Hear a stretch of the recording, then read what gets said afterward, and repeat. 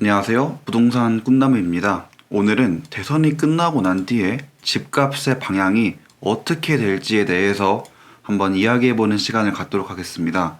영상 보시기 전에 좋아요와 구독 한 번만 부탁드리겠습니다. 그러면 첫 번째로 대선 후보에 따라서 부동산 시장이 달라질까에 대해서 한번 고민을 해봐야 될 것 같습니다.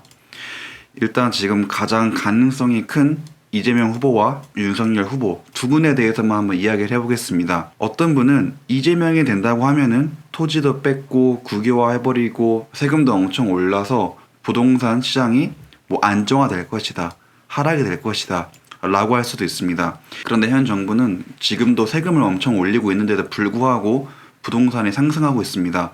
그래서 같은 논리로 이재명이 돼도 상승할 수도 있다는 생각도 있습니다. 또 반대로 윤석열 후보가 된다고 하면은 규제가 완화되면서 투기꾼들 때문에 집값이 오를 거다라는 의견도 있고, 또 반대로 규제가 완화되면서 매물들이 많이 나와서 집값이 안정될 거다 또는 하락될 거다라는 의견들이 많습니다. 그래서 둘 중에 누가 되더라도 상승하거나 하락하거나 그런 여력들은 아직 남아있다는 것을 알 수 있습니다. 현재 시장의 문제는 제가 봤을 땐 두 가지 문제가 있습니다. 매물이 없다, 그리고 세금이 계속 상승하고 있다. 이 두 가지로 좀 보고 있는데, 매물 부족의 문제는 확실하더라도 세금 상승은 아직은 조금 미지수이긴 합니다. 2017년부터 2021년까지의 서울 평균 아파트값 추이입니다. 지금 보시면은 지속적으로 우상향하는 것을 알 수 있습니다. 근데 이렇게 집값이 오른 거는 매물이 부족하기 때문이라고 생각을 합니다. 근데 많은 사람들은 다주택자가 망쳐놓은 시장이다라고 할 수 있는데, 사실은 최근 몇 년간은 다주택자를 묶어놓는 법 때문에 그들이 활동하기가 굉장히 어려운 시기였습니다. 그렇기 때문에 그들 때문에 오른 것은 아니고 매물이 부족하다고 판단한 근거입니다. 실제로 취득세를 한번 보겠습니다. 2022년 기준이고, 다주택자이기 때문에 조정 대상 지역에 3주택 이상이 있다고 가정을 했고, 그때의 취득세는 12%를 내게 됩니다. 이쪽은 청담동 쪽 지역인데 대략 매매가를 보면은 장난 아니게 높은데, 이 중에서 예를 들어서 40억 정도 이 아파트를 취득한다고 가정을 해보겠습니다.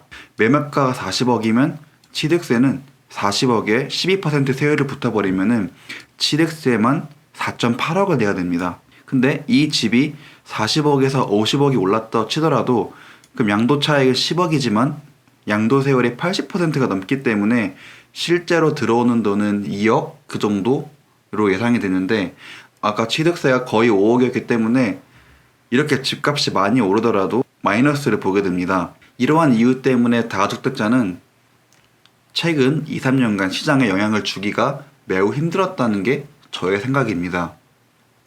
그럼 집값이 왜 올랐냐? 결국 매물이 없었기 때문에 집값이 올랐다는 것입니다. 근데 매물이 부족하다는 게 신규 공급이 없었다, 이건 좀 다른 얘기입니다. 현재 시장에서 공급은 월세 매물, 전세, 구축 매매, 그리고 저희가 계속 이야기하고 있는 이 신규 공급, 그리고 분양 전환, 그리고 기타 이런 사항들이 있습니다. 아까 말씀드린 것처럼 신규 공급만 있는 게 아니라 여러 가지 구축도 있고 많은 케이스들이 있다는 것을 알 수 있습니다. 근데 또 이제 문제는 2012년 이후 일몰제 때문에 300개 이상의 정비구역이 해제가 되었습니다. 그리고 2018년부터는 인허가가 더 줄어들었고, 아마 이 연도에만 2.2%가 줄었다는 것을 알 수 있습니다. 그리고 또 다주택자 양도세 강화로 구축 매물이 줄어든 것을 알 수 있습니다. 실제로 보시면 서울 2주택 이상 다주택자 전체 주택 매도량은 2020년 6월에 거의 8,000건이었는데 2020년 8월에는 거의 3,000건입니다. 반 정도가 준 것을 알 수 있습니다. 다주택자가 줄어들게 되면서 그들이 내놓던 전세 매물도 같이 줄어들게 되었습니다. 그리고 대출 규제로 인해서 전세로 들어가기도 어려워지면서 월세의 수요가 증가하게 되는 문제가 발생했습니다. 결론적으로 지금 현재 공급량이 절대적으로 줄어들고 있다는 것입니다.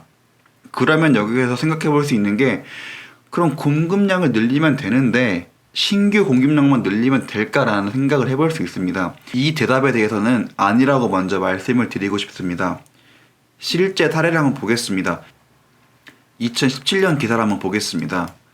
경기도 신년부터 입주 폭탄 우려, 그리고 내년세 아파트 44만 가구 입주 폭탄, 최대, 그리고 경기도 16만 유 가구로 최다, 이런 기사가 나왔었습니다.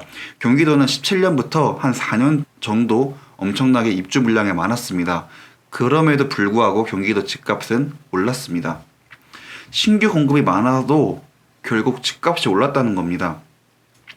실제로 서울에서도 헬리오시티도 포함해서 많은 주택 공급이 있었고, 그럼에도 불구하고 집값이 올랐다는 것을 알 수 있습니다.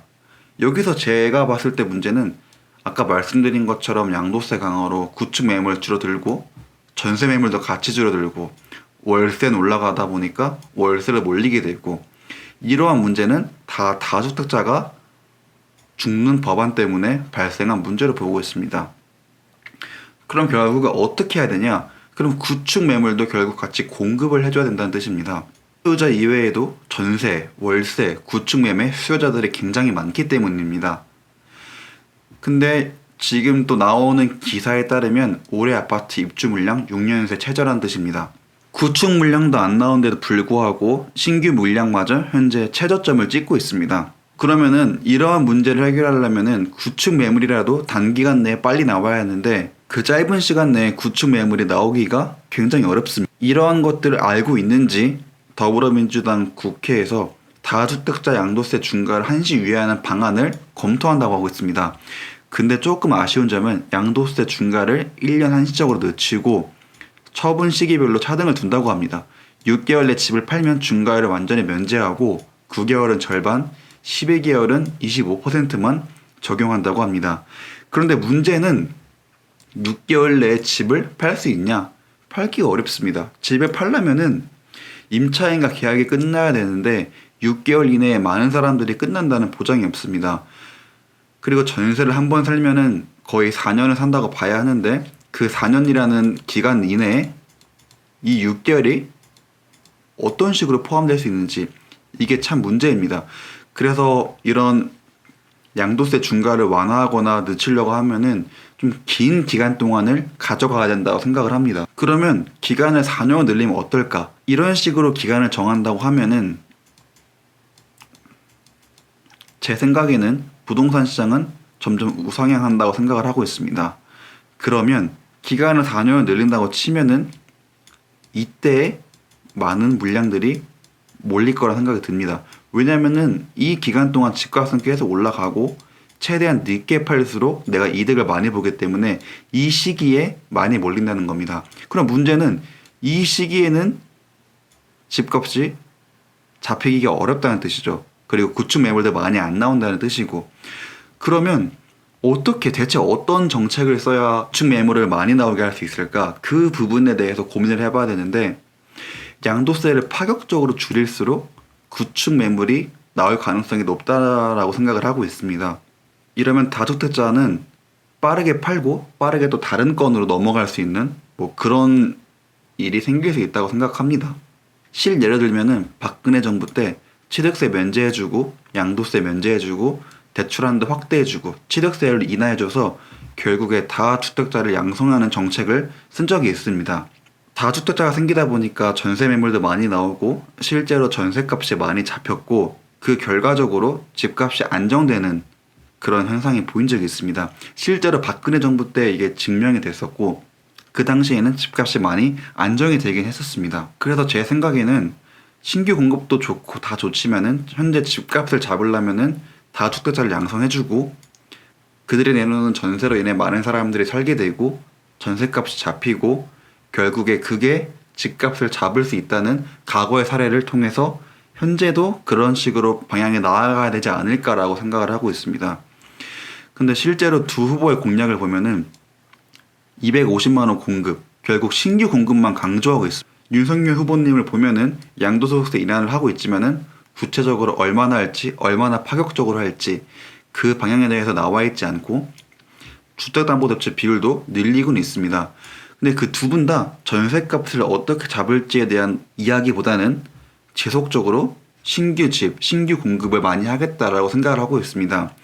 둘 중에 어느 분이 되더라도 신규 공급만 제시하고 있는다고 하면은 제 생각에는 짧은 시간 내에 집값은 잡히지 않을 거라고 결론적으로 말씀드리면은 중에 어느 분이 되더라도 조금 속도는 빠르고 늦고 달라지는 건 있겠지만은 결국에 그 단기적인 방향은 변하지 않을 거라고 생각을 하고 있습니다. 추후에 토론을 해서 전셋값을 어떻게 잡는지 그 이야기가 나온다고 하면은 그걸 토대로 다시 한번 이야기해 볼 수 있을 것 같긴 합니다. 혹시 제 영상이 마음에 드셨다면 좋아요와 구독 한번 부탁드리겠습니다. 감사합니다.